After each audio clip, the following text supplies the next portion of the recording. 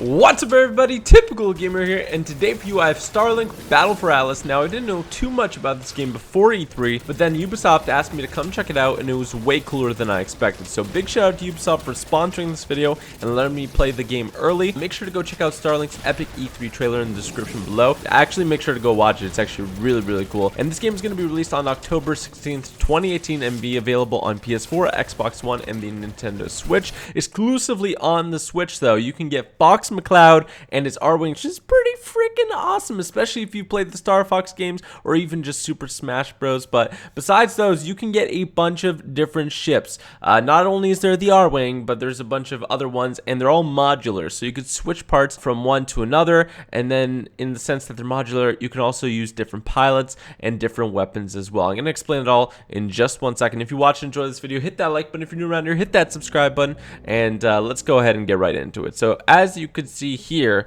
we actually have the ability to insert a pilot. I inserted Judge here, and he's more of a tank. He's like a tanky character, and he's got like a cool robotic voice. So there's that. And then for the ship, I put like this sort of I don't know how to describe it, like sort of punk looking vehicle here, and apparently it's like a medium weight and it's pretty fast, so it was pretty tanky and I enjoyed it. I also inserted the volcano weapon and then the frost barrage weapon as well. Now in doing that, I actually got a bonus when using them, kind of like style points, I guess. Not really style points, but kind of like I would throw on the ice and then throw on the fire and it would do extra damage, which is really cool. As I mentioned, it is modular, so you could actually change pilot, you can change ship, you can change weapons at any time, and it'll just like pause the game and instantly switch, which is really cool. So it keeps the action up, it keeps the pace up, and it kind of lends itself to create a really cool gaming experience. In this game, there's a bunch of planets as well. I got to explore this one during sort of the demo that they let us play,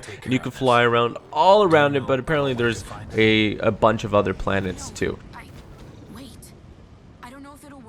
The extractor it planted. You need to go there.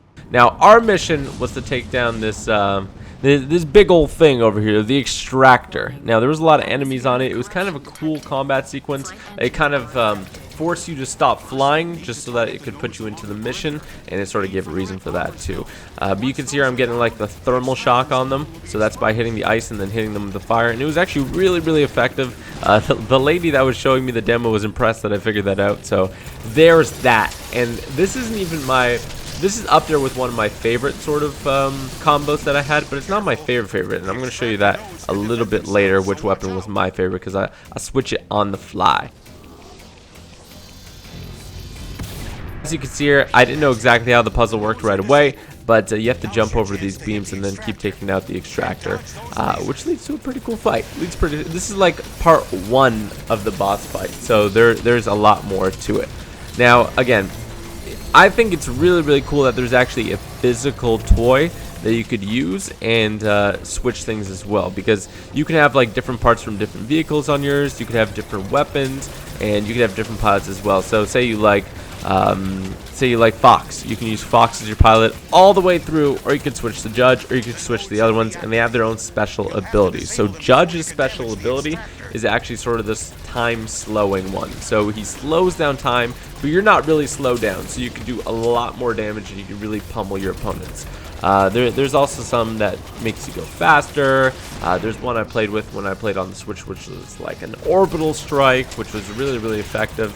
I mean, I feel like there's a time and place for each of the pilots, and that you can really play most effectively by switching them out and using them in different situations. So different play styles also sort of yearn for different pilots, right? So if you want to be tanky, you want to be a certain one. If you want to be fast and aggressive, take things out quickly, but have less health, you're going to choose another one. And same goes for abilities as well. And then it's really cool though, because there's not just these 2 weapons. There's a bunch of weapons, and I got to use a couple of them, but again, I'm showing you my favorite one. So as you can see here, we just took out the extractor, and we gotta like pull this thing out. I was kind of confused the first time I did it. I'm like, okay, I gotta pull this thing out, but then it made sense. It made sense. But yeah, over here, I'm gonna continue on and sort of pluck these nuggets. That sounds weird, but it's not weird at all. And I want to show you something special here, all right? I invented this right here. This is a special move. I did this completely on purpose. Barrel roll. Barrel roll. Oh, okay, so here we go. As you can see, there's creatures around the map, and I discovered this one over here, and you can actually scan them and get a bit more information from them. So to scan them, you like hold down the scan button and do like a soft sort of circle around them and sort of gather all the intel. This is a Vibrosaur, and the lady that was talking to me, I think she worked on the animation team, and she was telling me how fun they were to animate and stuff. And then this is the Chime Jay. And there's a bunch of these creatures on the planets, and I'm assuming, you know, the other planets will have their own unique creatures as well. Over here, we have sort of a side quest, I'd say. There was like this knockdown ship or something, and we had to extract the data from it. So once you go on that, you got sort of this hacking timer in the middle of the screen there, and when that clocks to 0, then your mission's complete. So it's kind of like a wave of a horde mode where they just keep coming at you like crazy. They keep coming at you like crazy. These little guys are so annoying, but they don't have much health. But you have to shake them off if they get on. I punted that one. I freaking punted that one. But as I was playing, I was learning a bit more things about my ship, a bit more things about dodging, you know, positioning, and how to take people out. So I found like the side mission a lot of fun, especially because I found it to be one of the harder parts of the demo that they let me play, just because they kept coming in. They didn't stop because their mission is to sort of stop you before the hacking is completed, but your mission is to hack it. So there's that. You've got, you know, different goals, to say the least. But as you can see here, about to end the hacking, boom, and then all the enemies disappear. So we decoded it, and it is Gucci. So I included this one here. I'm flying over to sort of the boss area, but look how beautiful this world is. This is still the same planet, so it's interesting to see different biomes and how things change. What's really cool is that because you can fly out of orbit and go to different planets, stuff like that.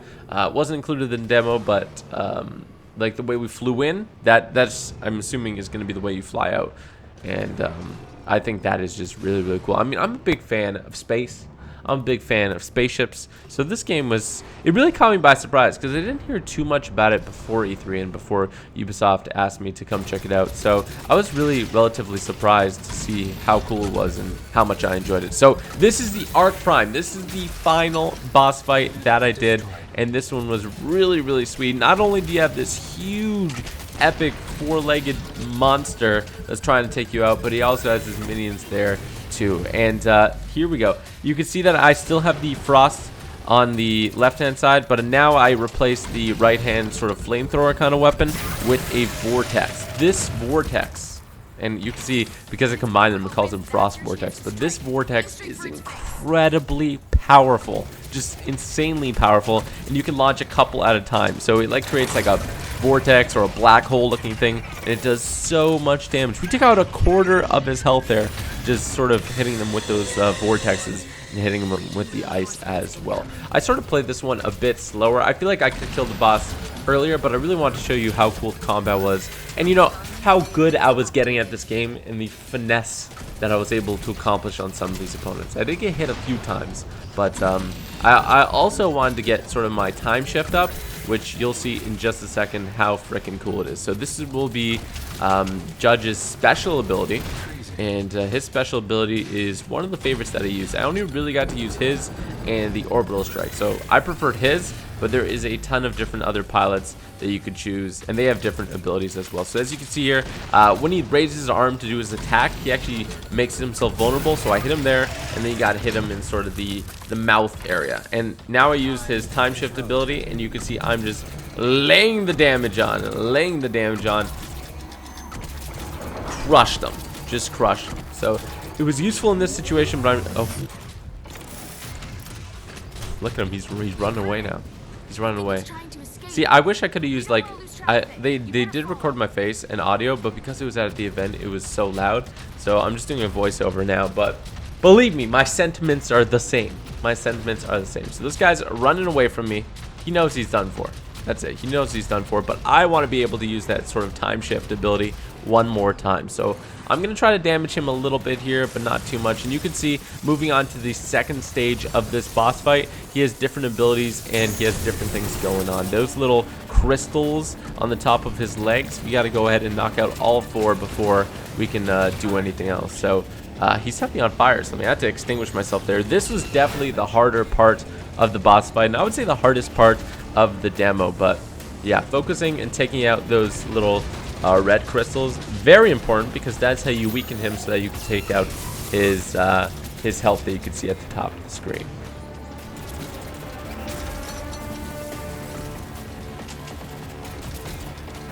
We're just taking him out. Look at the fire vortex now. Boom. Now you can see his underbelly there. I'm gonna refuse to shoot a little bit. See, I was a little bit hesitant. I didn't want to do too much damage to him because I wanted to show this time warp one more time. But we did like almost a quarter damage there too. So it's gonna run the sequence again, and yeah. This time he's going to spawn in some enemies to try to help him out. But again, the Vortex, super powerful. And again, you can switch these weapons at any time. So say the boss is resistant to ice. You're not going to want to use an ice weapon. You're going to want to switch to fire or something that opponent is weak against. And that's, you know, we're just seeing a couple of different opponents here, but apparently there's a lot more. They have their own strengths, their own weaknesses, and you can counter that live by switching physical toys, physical weapons onto your vehicle, which I thought was really, really cool. I love the combination of, not only can these like toys be used as kind of collector's items, but they can also be used very usefully in the game. I believe when you get them as the physical ones, you get them digitally as well. And what I thought was really cool, which I feel like nobody's really talking about, is this actually has split screen co-op. So if you and a friend want to play some Starlink on the couch, you can, which is pretty sweet. Now, as you can see here, I'm refusing to hit him because I really, really want the time warp to come back up, because I want to get him in one blow here. I want to take him out in one blow. I feel like I could have finished him off there, but I'm not going to. So I'm going to go ahead and run the sequence one more time. And you can see these ice cyclops. Definitely, I should have switched to a fire weapon, but I was pretty hard set on using my vortex and my frost weapon as well. So that laser beam, the arc prime machine, pretty freaking deadly. Pretty freaking deadly. But you can see I have my time warp now, so I'm going to go ahead and make slight work of arc prime here. Just kidding, not slight work. He takes a while to take down. But we got to take down each of these legs here, so let's take those down. And then we're going to go ahead and time warp and see if we can finish them off in one sort of go. Because I would think that if I didn't use it, I'd probably take 2 shots to take him down. But because we're so proficient and we know what we're doing, we're going to take him down like this. So time warp, boom, and just absolutely destroying him. Look at that. Shoot like 10 vortexes. We still have time on the time warp left. And boom, 25% of the planet explored. And there's a bunch of different planets. So epic boss fight. I enjoyed it a lot. I thought it was really, really sweet. And you know, this is just a sort of preview of what the whole game's about. And you can see me taking off into space. Look at me. I'll see you later, guys. I took out the prime. No need to worry about me. But ladies and gentlemen, this has been an epic video. Again, if you watched and enjoyed this, hit that like button. If you're new around here, hit that subscribe button. And if you want to see the Starlink Epic E3 trailer, link will be in the description below. Thank you to Ubisoft for sponsoring this video. That's going to be a wrap for this one, though. Let me know what you think of Starlink in the comment section, and I will see you guys later. Thanks for watching. Hope you have an awesome day, and peace out.